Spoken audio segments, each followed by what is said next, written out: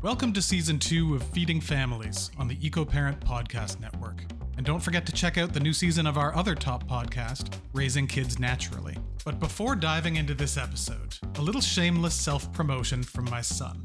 My dad started EcoParent when I was in the womb. Now it's pretty much the only parenting magazine still in print. If you like the podcast, you'll probably like the magazine too. You can subscribe online. You might also be interested in EcoParent's online courses, especially the kids nutrition and kids wellness courses. Stick around until the end of the episode and my dad will give you a discount code. Enjoy the show.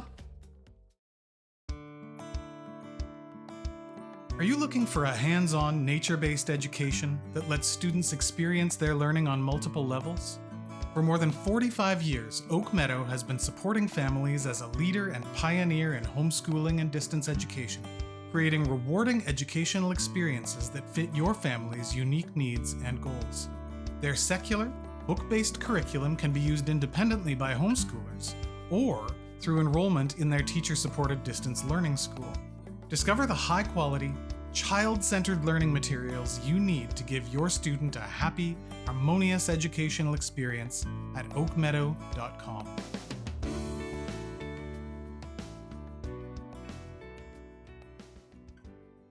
Welcome back, families, to our podcast, Season 2. Everyone always starts their podcast to say, I'm excited about our guest, but I really, truly am, because I've wanted to talk about kombucha for a long time. And I have with me the Kombucha Mama. Thanks for coming, Anna. Thanks for having me, Jess. I'm excited to be here. I want to talk about kombucha because our whole mission on this podcast is about feeding our families, feeding our kids, nourishing them. This season, we're talking about all the different ways that we nourish our kids, even beyond food. And kombucha is one of those things that a lot of kids really love. And there are lots of questions about it because it's yeasty and it's maybe got alcohol. And do we make it ourselves? Do we buy it? Do we know? Do we trust? There's so many myths and confusion and truths about kombucha, but it can be a really helpful thing for parents to integrate if we do it right. So that's why I wanted to have you on the podcast, because you really are, I mean, there's no one else to talk to about kombucha. You are the pioneer in the field of kombucha brewing.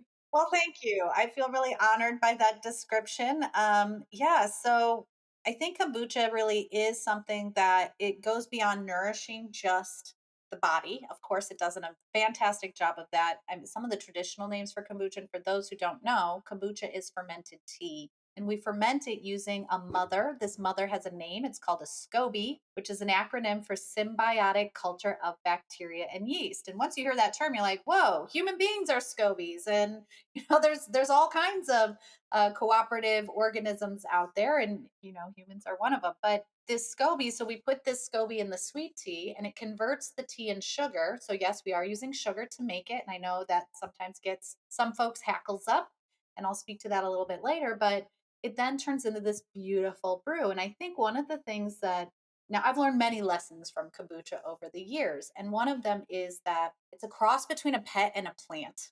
So while that SCOBY isn't going to wiggle out of its jar and come snuggle with you in the bed at night, thankfully. It looks like it might, though. It looks like it might. It is something that you really learn, and you end up in this relationship with it. And that relationship that I think is so important is that processes. Life is a process. The advertising, the propaganda wants you to think instant, instant, instant, but that's not how life actually works. And so, what I love about kombucha is that you get to witness this process. You get to see how the SCOBY grows over time. You get to experience how the flavor profiles change. And then it becomes this beautiful canvas with which you can paint with herbal wisdom, with whatever fruits are in season. And so it becomes this really creative expression that I think is tantalizing not only on the tongue, but also to the imagination. And so it really can stimulate a lifelong love of cooking, of being in the kitchen, of engaging in something that's deeper than just here's the product and I consume it. I love so many things about that. And it kind of, even when I invited you on here, I was like, I want to talk about gut health and bugs. But honestly, like the way you just described kombucha, this is a learning experience, and what I always love engaging with people that I work directly with and with people at large, like in the world, is how nourishing our kids is a journey, and it's a learning experience, and it's about so much more than what we put on their plates and what they put in their mouths. And the way you just described kombucha, it's like, what a cool opportunity to bring kids into understanding life and understanding the symbiotic relationship between things and between the things and what they put in their bodies. And I'm always talking to my kids about, like, why would you want to put that in your body? Like, when they want the junk, why would you want to do that to yourself? So this is a really neat potential way to start talking about symbiosis and the interconnections. Absolutely. And you're right. It does help with gut health. And so let's just talk a little bit about some of those properties. Kombucha is what we call an acetic acid ferment. So that sweet sour punch you're getting, yes, it's reminiscent of vinegar because it's in the same family. And the benefits of vinegar are numerous, and it's also really hard to just drink vinegar, right? And so that's the benefit of kombucha is it's an easy drinking vinegar. Now, a lot of these health benefits are coming from the fact that it is an acetic acid ferment. It's creating these great organic acids, gluconic, glucuronic acid. They support a healthy liver. That helps with metabolism. It helps with processing the sugars that you consume from other foods, even though, yes, it is made from sugar. The other aspect to it is it's made from tea. And here we're talking about Camellia sinensis. So that's the tea plant. We've used the word tea as a term of convenience, peppermint tea, hibiscus tea, but those things aren't actually Camellia sinensis, right? They're just steeped in a similar manner. And so the properties of tea, though, black tea, green tea, you can use all different types of tea, really have anti cancer properties. They help with lowering cholesterol, they help with just longevity, polyphenols, antioxidants. And so when you ferment the tea, you're literally enhancing those nutritive profiles. And so when you think of the awesome powers of tea and all the research that's been done on it, the awesome powers of vinegar, we combine them together. It's no wonder kombucha could be thought of as a superfood. And because it's fermented, it's one of the ancient foods. It's a food that's been with human beings for hundreds, maybe thousands of years. And in fact, we have a holiday, World Kombucha Day, on February 21st every year because we're commemorating 221 BC when the Qin Shi Huang, the Chinese emperor, and the Chinese are famous for their quest for longevity elixirs. But we imagine he went to his alchemists and said, create something to give me a long life. And they came up with kombucha. And so some of the old names, such as tea of immortality, tea of long life. One of my favorites from German Gicht Kavala is gout jellyfish, right? So these names hint at what our ancestors experienced and understood, and why they then would pass this culture along to their descendants, to other peoples, because it really does deliver on the promise of improving your health. Oh my gosh, wait, there's so much I want to talk about that you That's so beautiful. World Kombucha Day. Who knew? I didn't know that it had such I mean, I knew it had history, but I didn't know the specifics. This is why you are the Kombucha Mama.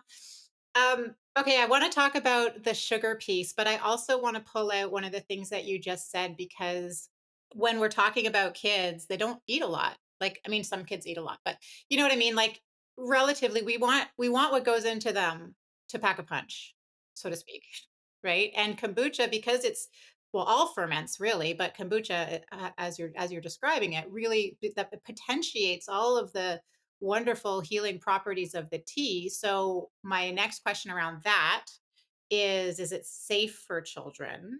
Because we don't give our kids tea usually because of the caffeine and all that stuff. So this brings up two of the important questions that I want clarity on. One is the sugar piece, because most of us are trying to keep sugar low in our kids' diet. And the other is around the caffeine piece for the same reason. But, well, I'm going to leave my question at that. Yes, no, I'm ready to dive in. Yes. So, yeah, let's talk about sugar. So, first of all, when we say the word sugar, what are we talking about? Right? I think we lump a lot of things under sugar, processed sugar, added sugar, refined sugar. I would say the sugar that I personally want to consume is that which humans have been cultivating for 5,000 years and comes from grass, namely sugarcane. Or I want it from bees in the form of honey. What I don't want is a highly processed petrochemical derived substitute that packs a really sweet punch and delivers zero nutritional value and in fact creates a negative impact on the body, right? Like a high fructose corn syrup or something that's been generated in a lab that has 0 calories and yet tricks the brain because there's no innate feedback loop that we have evolved with to help us understand, oh, you're over consuming this product, right? And so with sugar, what I love about sugar is if you eat too much, you're going to get a tummy ache. You're going to very quickly realize, oh, whoops, I overdid this and it doesn't feel good. And you're probably not going to repeat it. And this is true of kids too. And I think a lot of people will be like, "Oh, my kid would eat tons of," but experiment with this with your kids because often what they're eating is, fructose, glucose hybrids and, very, very sweet things. And so the taste of a piece of bread is no longer sweet, but it's actually very sweet. So I agree 100%. This is very true of children that I love the idea of like we want to put in our bodies the things that we have evolved to expect. Because we have innate feedback loops and we can innately uptake those nutrients that they're providing. And in fact, our DNA is made of a sugar backbone. So the reality is that sugar is a staff of life. Sugar is something that we should appreciate and value and put in a specific place, right?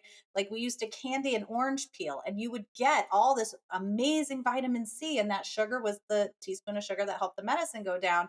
Whereas now we have like fake orange slice, orange slice with a flavor and an orange color. That's not the same thing. You're not getting that medicinal value, right? So just to kind of clarify sugars.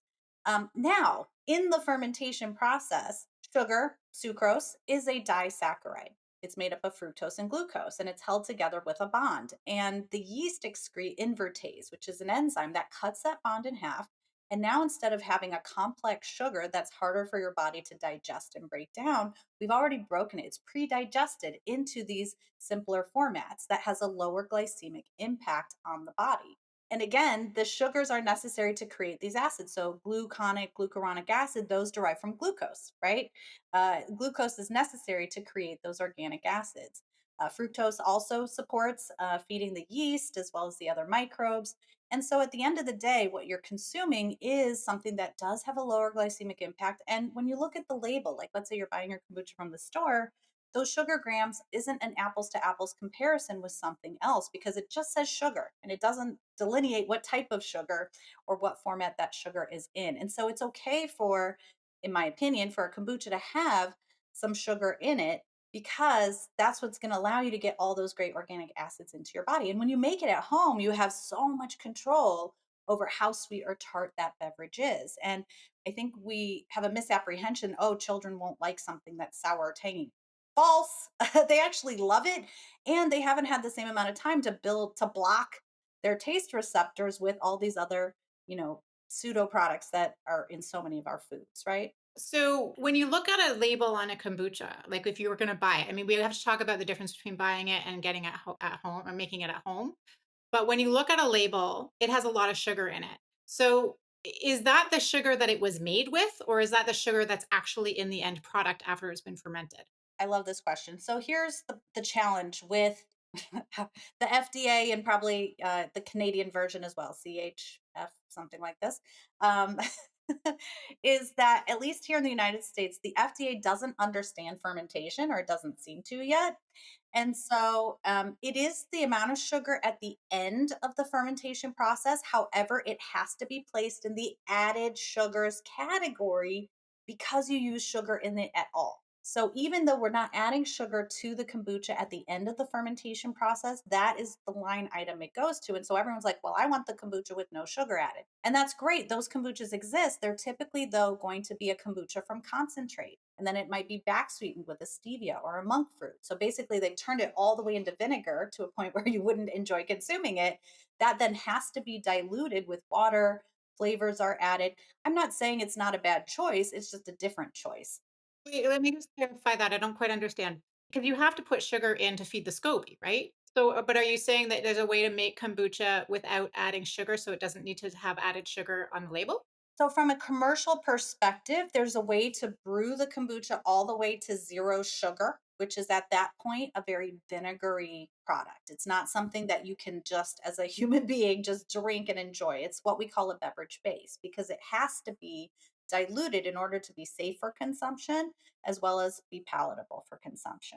So from a commercial perspective, there's different ways, but because we have these like no sugar trends or low sugar, this is a way that people are able to create a kombucha with no or low sugar. And so that's where I'm like, sometimes we're worrying about the wrong things. I think the sugar in the kombucha is not something to worry about because it actually is there serving a purpose and it has that lower glycemic impact. And in fact, some recent human trials came out showing that folks with type 2 diabetes when they consume kombucha on a regular basis have a lower fasting glucose rate. So even though it's made with sugar, because those acids support that healthy liver metabolism, it actually helps you process sugar more. And in fact, I personally have found, and many people who consume it on a regular basis, is this is usually a sour face. That's my sweet face. Like if something is too sweet, I'm like, ah, it's just so sweet. Like your palate shifts. It literally does. You can taste your food better. You can taste the nutrients better. Things have more flavor because they aren't larded up with, these fake chemicals that are preventing us from being able to actually taste our food. I love that. It really just speaks to, like, I'm glad that labels exist. We talked with someone else about, reading food labels and what are you looking for and what do we need to make sure we steer clear of, and that's really important. But when it comes to ferments, like you say, like the effect on the body, like, food labels have they don't understand your body. They don't understand the interaction between the food and your body. So this is beautiful. It's so interesting. It's a really different way of thinking about it. And so what about the caffeine? Great question. So, on the tree of life, human beings are more closely related to yeast than bacteria. The yeast are stimulated by the caffeine just like we are. And so, in fact, they consume some of the caffeine. Now, keep in mind, caffeine in tea is different than caffeine in coffee. We don't see the same spiking. And that's because we have the presence of L-theanine. And so, you are going to receive L-theanine in your kombucha. So, you're going to get that calming effect, that more, like a lot of people say kombucha, just I feel good drinking it, and part of that is the B vitamins in a living form. Again, not in massive doses, but like we talked about earlier, they're in that form your body can instantly recognize, uptake, and utilize. The other aspect of it is the improved digestion, right? Think you've had a heavy meal, you don't have any digestive support, it's going to sit there like a brick. You put some kombucha in there, it's lowering the acid pH in your gut. It's helping you to digest more effectively and efficiently to extract more nutrients from the food you're eating. And that, of course, is going to give you more energy. And also, as we've been learning, our serotonin, our dopamine, like our pharmacy isn't here, it's here. And so when we have a more effective, efficient gut processing center, we're also just going to feel good up here. And so my point in saying all of this is people who feel energized by kombucha, it is not necessarily because there's like a high caffeine content. It's typically because of all of these other elements that are at play there. And so to that end, some folks find that they can drink kombucha all day and even into the evening and have no issues with sleep. Other people will find, in fact, they want to stop their kombucha consumption at 3 o'clock or something a little bit earlier in the day, so they don't necessarily feel some of that energy when they're trying to wind down. So for kids, again, it's give a little bit, see how they respond. That's these feedback loops, right? These are the feedback loops that we want to learn for ourselves and that we want to cultivate in our children. And so we call that trust your gut.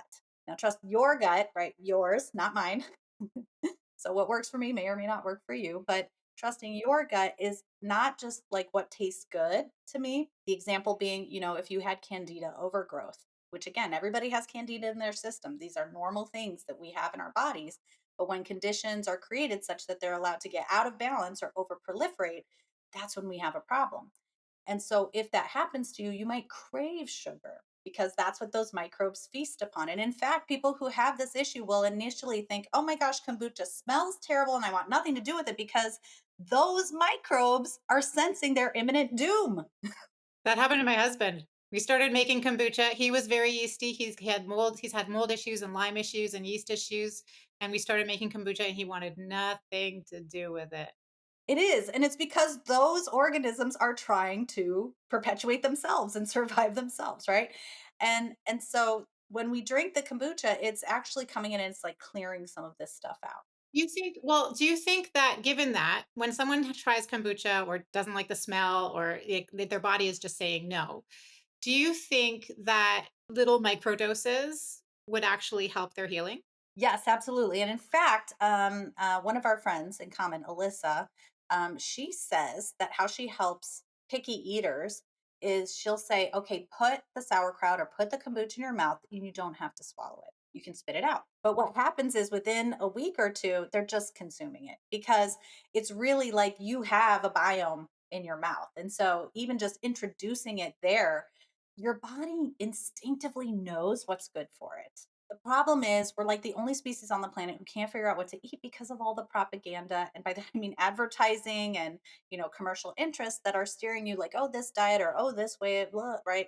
We've got so much confusion and misinformation. But the reality is our bodies have deep DNA wisdom and it knows what's good for it. The problem is if you have those microbes, then it's hard to close that feedback loop. Right, exactly. So it's sometimes hard to trust your guts because your guts are like all over the place because they're craving sugar and what have you. But here's what's happening. If you trust your gut and you consume that sugar and now you've got a rash, now you don't feel good, that's the like close that feedback loop. Realize that that sugar is actually what's causing the problem with you. And what happens is we're so divorced from our food and our eating habits, or we're eating on the go, or eating and watching TV, that we don't pay attention to how those foods are landing in our system. And this is where I think kombucha is a great way to start this practice of closing that feedback loop. So trust your gut. So you have a little bit of kombucha on an empty stomach. Notice how you feel. Yeah, that's so good, and you can do that with your kids and start to introduce the idea that what you put in your mouth does affect how you feel, and just introduce that. So I want to talk about the difference between making it and buying it. But first question: is there anybody who should not drink kombucha? Do you think? So the people who should not drink kombucha are those who have a histamine intolerance. And so sometimes when our gut dysbiosis is, and it's prevalent these days, there's a lot of gut dysbiosis, but if you have a histamine allergy, it's typically a symptom of a leaky gut, of SIBO, of some other issues that are going on that need to be resolved first. And so histamines can create a negative reaction in the body. So if you feel like ferments are for you and you've been trying so hard and yet you're not getting the breakthroughs you're looking for, it might be wise to go and test and see, do I have a histamine allergy? Is there another underlying condition I need to heal first? Because every healthy human can consume fermented foods and can consume histamines. It's just when the body is depleted or not able to function properly, that's when those folks should definitely avoid kombucha. Hey parents, this episode of the Feeding Families podcast is being brought to you by the Canadian School of Natural Nutrition. Want to learn to cook healthier for your family? Looking for meal planning and food shopping tips for your busy lifestyle? Maybe you'd like to brush up on some cooking techniques and get some holistic nutrition and recipe tips.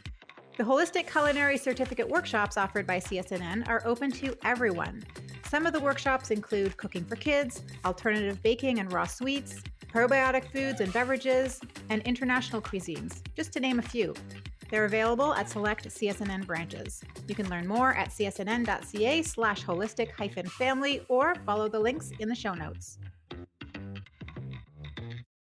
Okay, so this sort of leads us into, can you buy it or do you really have to make it? How do you know whether what you're buying is true kombucha, and what could be the benefits of making it yourself? Like, could you, for example, have a lower histamine kombucha if you make it yourself? So these sorts of things between buying and making. What are your tips? Obviously, you like making because that's like your thing. 1000%. But my thirst outgrew my budget. So I started buying kombucha. I didn't know what it was. I didn't know how you made it.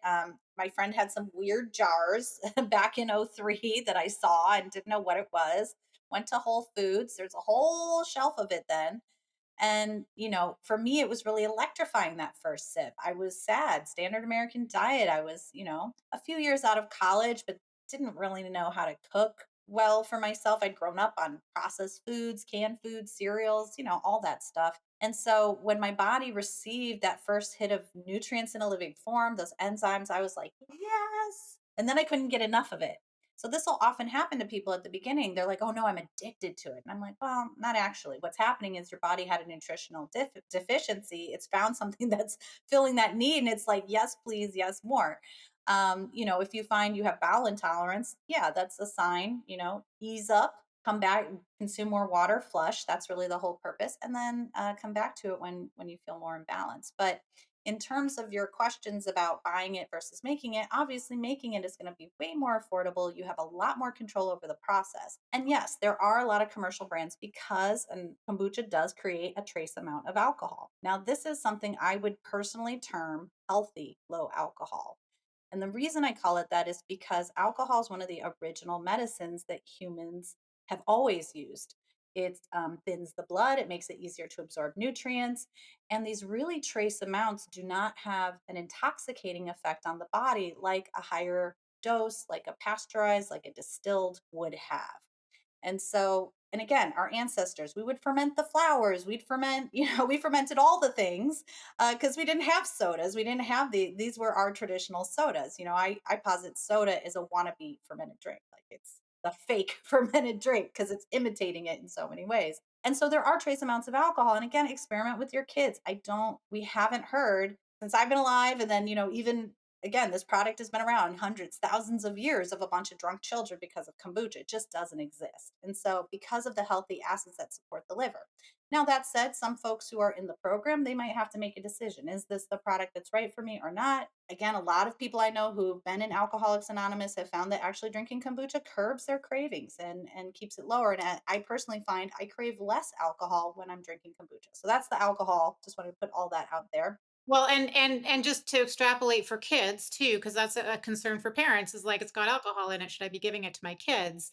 Um, I don't know if I mean, does alcohol have a history with being a medicine for children too, or are we not even? Maybe that's even the wrong question. Well, ferments have been given to children since the dawn of time, and they all have trace amounts of alcohol. So I would say again, it's really challenging to do studies like these because of the ethics involved. It's not here, drink some, pure ethanol versus alcohol that's in a matrix with organic acids, with vitamins in a living form, right?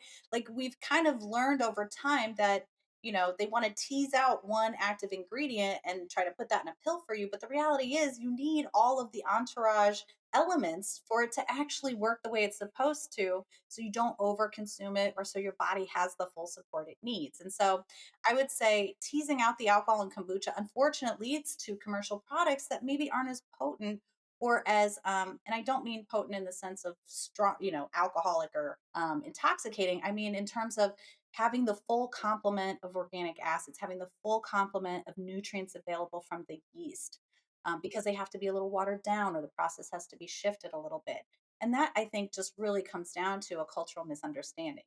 And in fact, it's, a little, where the Puritans founded this country, the Christian temperance movement changed our constitution, so we have some of the strictest alcohol laws here in the United States. Whereas in Canada, you have a level that I think a lot of really great traditional kombuchas can be, which is around 1%, 1.1%. I would say that I think some parents know also there's a misunderstanding too around the yeast, the histamine, and the alcohol.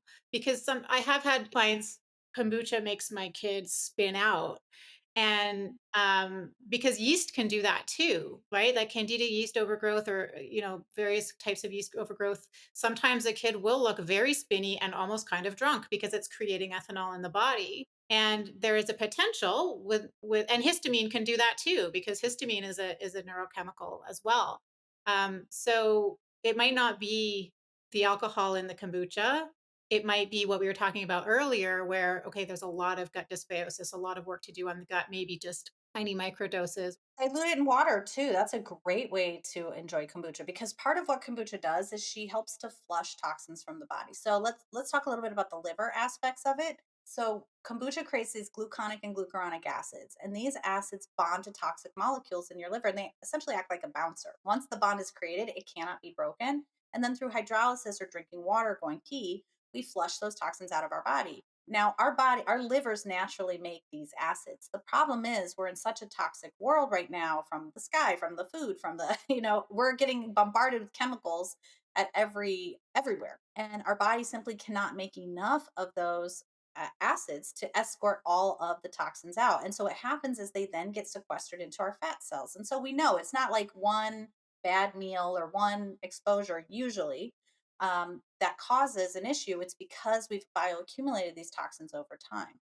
And so what kombucha does is it literally like comes in and cleans the liver and gradually will pull more and more toxins out of your body. So it is more of a detox, I would say, than probiotic. There are probiotic aspects to it as well, but really it's these organic acids that are lowering the pH in the gut, which helps with acid reflux and things like that, plus the liver support, which helps with sugar metabolism. So things like diabetes, cholesterol, etc., are all supported with kombucha. And so this is where it's experimenting with your family, right? Yeah, and that's what you just described is fairly unique to kombucha, I think, right? Other ferments don't have that same kind of chemistry. Correct. And that is because of the acidic nature of it and because of the tea. So those are the two aspects of it that give it this unique superpower. Oh my gosh, Hannah, I want to talk to you for hours. Okay, I do have a few lasting questions. And because you've got so many resources and we want to make sure that we tell people how to get your resources. But I want to get to can you buy it? Can you buy good quality? And if you're going to make it, how do you start? One thing before that though, I keep saying this. One thing before that. You mentioned theanine. Is the theanine content, which I know as a nutrient that supports GABA, it supports that calming neurochemical. Is there the same amount of theanine regardless of the type of tea that you use? That would probably require some additional research. I don't have a quick answer to that. We do have a really great research section in the book, but I don't even know if it changes from tea to tea. Well, the reason I don't mean to blindside you. The reason I ask is because green tea is known to have more theanine when you just drink it as a tea, and I'm wondering if there's been anyone looking at whether if you make your kombucha with green tea versus black tea. The short answer is yes. There's a lot of research being done looking at, okay, different substrates. We also see a ton of research around, like, oh, if I make it with this herb, or if I make it, we have a kombucha research database actually that we built. That's at research.kombuchabrewers.org. And there continues to be mountains of research that I love going through and finding out more details. So it really is this what I would call flexible culture because it can ferment a wide variety of substrates, but like everything, we want to learn the rules first before we go and break them. And that's where the tea and sugar is our primary substrate. But then if you wanted it caffeine free, you can ferment hibiscus and sugar. You can ferment different types of things instead of tea. And the question is, does it have the identical content? Does like we need a lot more research to know all of these fine-tuned answers, but if there's no pharmaceutical that can be created, there's no financial incentive to do so, and so we rely on people's curiosity and grad students and PhD students to execute that type of work. But that said, there is a large body of research on kombucha, so anyone can go and check that out. I don't think I actually did you justice because we just dove right into the questions and the topic and all this stuff. I mean, Hannah is literally the kombucha mama. Like you don't just this isn't just a hobby for you. Like you're not just making it in your kitchen. Like she's got a research database. She is on the forefront. You're setting up breweries for people.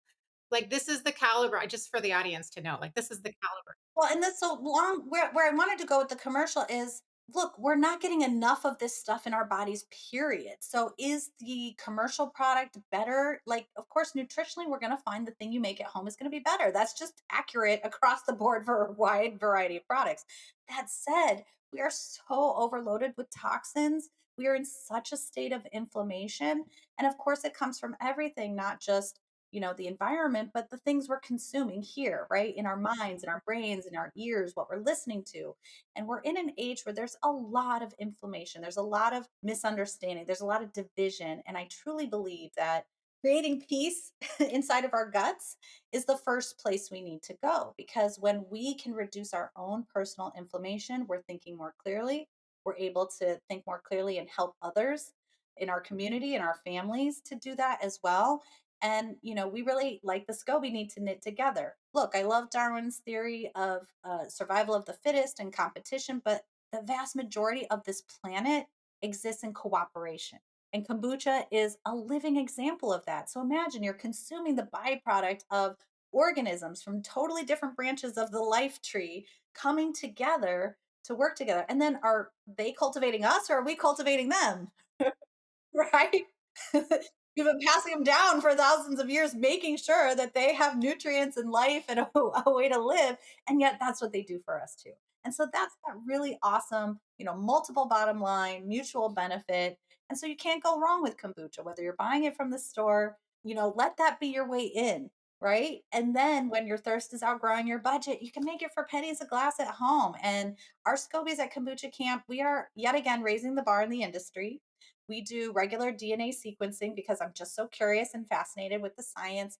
We list our organisms, right? Most people don't even know what they're fermenting. And I'm not saying that they're not, capable of what they're doing, but that's a way in which we bring an extra dimension to it. Ours are heirloom cultures. We've only ever used organic ingredients, though we just got certified last year, right? So we've had that long history of unbroken organic ingredients. And then we also, this is me, it's just my personality. We're like playing high vibrational energies with them because they're living beings. They absorb that energy. That energy gets passed on to you. And here's the beauty of a SCOBY. You really only need one. If you care for it, this is one of my favorite things to say. If you give an organism what it needs to thrive, it will. And that's true for kombucha. That's true for human beings. That's true for this planet. And so it's a beautiful metaphor. Plus, it's abundance in action because if you're caring for it, it's going to reproduce. And now you'll have scobies to give to other people. It's a really weird business model, honestly, at the end of the day. Like, oh, you sell people something they only need to buy one of ever. But of course, ebb and flow. Sometimes you'll brew, sometimes it'll lapse, and then you'll want to come back and get more. But really, also our tea blends are fantastic. And book, there's so many things. We just are so passionate about our mission of changing the world one gut at a time, knowing we have to do it in symbiosis like our mother culture, that we just really love everything that we do. Clearly, I can feel your passion just coming through my. No, it's amazing. Hannah, I honestly, I could talk to you about this for a long time, and I'm sure people listening have more questions now. I definitely want to go like revive my poor scobies that have been stuck in a jar in my cupboard for like a year because I go through, I go through stages with kombucha as we do with everything. There's seasons for everything, right? But I feel a little bit guilty now. I gotta say that I need to go and talk to them and sing to them and Little fresh sweet tea, gently nourish them back. I think some people are like, oh, it's been sitting here for a year. Let me just quickly throw it into a big pot of sweet tea. Okay, now you've got more. And that's because they haven't had enough nutrients. They're somewhat dormant. You just give them a little bit of sweet tea in that hotel, wait for a new layer to start to form, slowly build it back up. And yeah, I mean, it's a phenomenal example of what anything could be. And they do make little babies. It's so amazing to watch. This is a selfish question because right after this, I literally am going to go revive my scobies. When I go in there, like I do have like lots of layers, and some are really, really thick, and some are just tiny. And so, what should I do with them? Yeah, so first of all, you probably don't need all of them. So you can probably let some of them go, and that's okay. They can be composted. The chickens will fight over them. Like everything loves kombucha. Like there's so many things we can do with this. You can. You don't want to give it too much just because it's insoluble fiber. You can even eat them. We make SCOBY fruit leather. It's insoluble fiber, and so like psyllium husk, it's going to come through. It's going to sweep out excess sugars and hormones, but it's not going to be something that like you're digesting. But it's a really pure form of cellulose. It's a beautiful product that the SCOBY makes. I always pinch them. You want to make sure they're really firm and that you can't squeeze your fingers through them. If they're soft in any way, just toss those cultures because they're weak. You only want to cultivate the strong ones. So trim, thin the herd a little bit. Keep the ones you like that look the best. They're probably going to be a little dark because of the tannins in the tea, and that's okay. And then just, you might have a bunch of sediment, a bunch of yeast on the bottom. And we want to maintain the balance between the bacteria and the yeast. As Alex says, symbiosis doesn't mean kumbaya. Even parasitism is a form of symbiosis. But so we want to help maintain, we're the stewards of the balance between the bacteria and the yeast. And this is why we always want our starter liquid from the top where it's bacteria rich, because the yeast fall to the bottom. And if we get too much yeast, or if we drain everything and then fill up with just the yeast dregs at the bottom, it quickly sours. It sours really quickly. It just gets too yeast. So if you have too much yeast, you might consider pouring out the top liquid, saving some of that, draining the rest, cleaning out the jar, putting everything back in, and then just, a quart of the sweet tea, something like that. So it's not overwhelming it. And there's still plenty of liquid in there, and just like let it gradually come back to life. Ugh, I love it. I love it. I always talk about with kids, like we have to work with the nervous system. We can't overwhelm the system when we're trying to change things. And this is exactly the same. We can't overwhelm the poor little scobies. Oh, I love it, Anna. How can people find out more from you? Because you have so much going on. So give us some links. We'll link in the show notes. Kombucha Camp with a K because we're cute and clever over here. So Kombucha Camp has everything you need. We're your one-stop shop. You're going to find recipes. You're going to find tons of free information. You're going to find, of course, quality supplies. Yes, we ship to Canada. We ship all over the world. Everything is calculated for you in the cart. So, and then reach out. Like we're always happy to answer questions, but we're on all the socials. So Instagram, YouTube, LinkedIn, everywhere. It's going to be Kombucha Camp. Yes, our book, The Big Book of Kombucha. So you can find it also at your favorite bookseller. Your library probably has it. Of course, it's on Amazon and we have it as well. Amazon's always going to get the better deal because they can buy in a much larger quantity than I can. But so they also have a Kindle version if that's your preference. But it is 400 pages. And I feel like if you love kombucha, you probably want to have the physical book because it's like a fun textbook. It's something you're going to come back to and refer to again and again. It has many recipes both for food as well as cocktails and other things you can do with it, including skincare.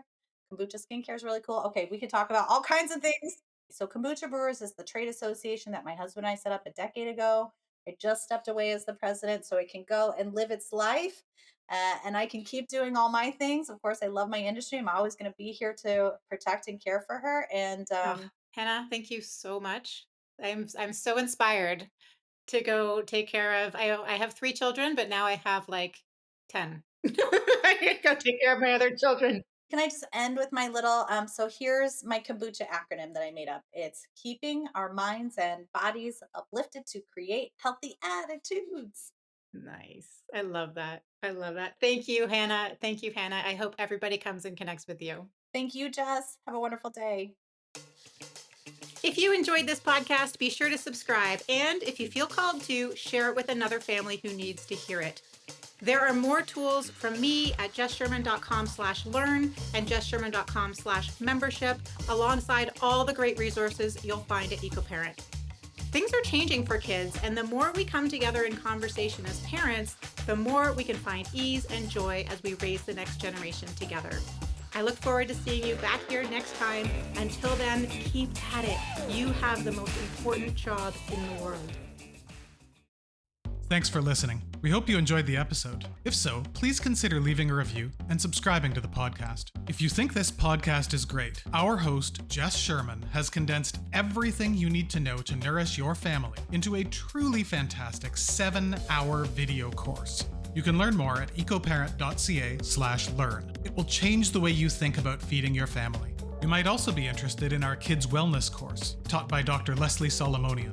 As a thank you for listening, I'd like to offer you a 15% discount on any one of our online courses or any subscription to EcoParent magazine. Just head on over to ecoparent.ca, hit the Eco Shop button in the navigation bar, and use code FEEDING15 at checkout. All caps, no spaces, that's FEEDING15. Till next time.